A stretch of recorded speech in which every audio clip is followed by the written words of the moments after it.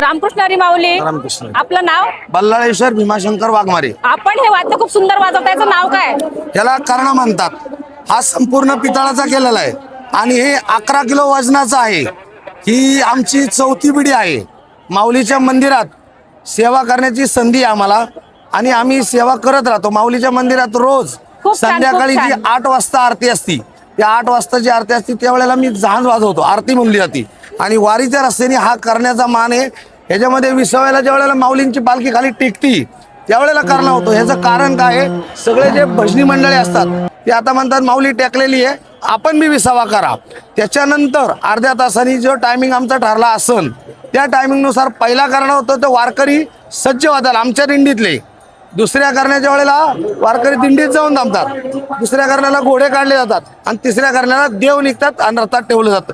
ही आख्याता आहे. आणि समाज आरती जी असती त्या समाज आरतीमध्ये संपूर्ण श्री संत ज्ञानेश्वर महाराजांची आरती ज्ञानराजा आणि जगद्गुरु तुकाराम महाराजांची प्रपंचरत्न ही आरती स्वतः मी तोंडाने म्हणतो करण्यातून. आणि हे शिवाजी राजांच्या वेळेस वाजवलं होतं, त्याचा काय इतिहास आहे? याचा इतिहास म्हणजे राजे आहेत, शिवछत्रपती राजे आहेत ते आपले.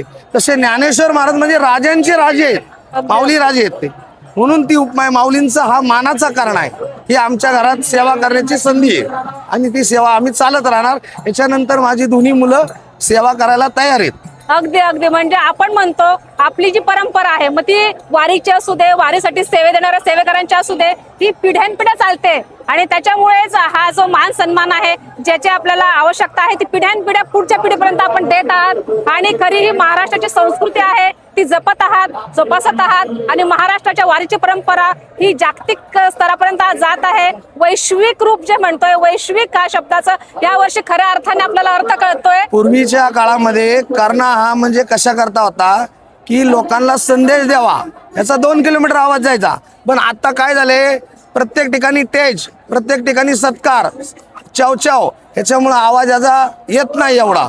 ज्या वेळेला समाज आरतीच्या वेळेला येतो तो संपूर्ण आवाज घुमला जातो. आवाज कदाचित डीजेची परंपरा जेव्हा जाईल तेव्हा ह्या पारंपरिक वाद्यांचं पुन्हा महत्व वाढेल आणि त्या पणच वाढवू शकता. म्हणून त्याला वाढवावं असे आपल्याला सगळ्यांना आव्हान याला आहे. आतून काही नाहीये, संपूर्ण तोंडाने वाजवला जातो आणि त्यासाठी खूप शक्ती लागत असेल. ती लागते 100%.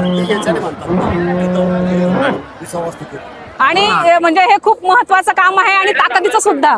आणि आपण हे करत आहात. ताकद देणारे साक्षात पालखीत बसलेले आहेत, त्याच्यामुळे अगदी, अगदी. ताकद ते स्वतः देतात आम्हाला. आम्ही रात्री 12ला झोपतो रात्री आरती करून, रात्रीची आरती 12 वाजता करून, पहाटे 3:30ला उठून परत आरती करून पालखी आलून अजून झोप नाही आम्हाला. आता गेल्याच्या नंतर 12:30 वाजणार झोपायला, परत ते नित्यक्रम आहे आमचा. म्हणजे महिनाभर हा झोप फक्त 2 तासाची.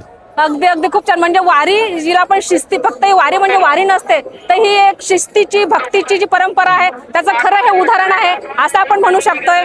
आणि खूप छान. रामकृष्ण हरी माऊली. जय हिंद.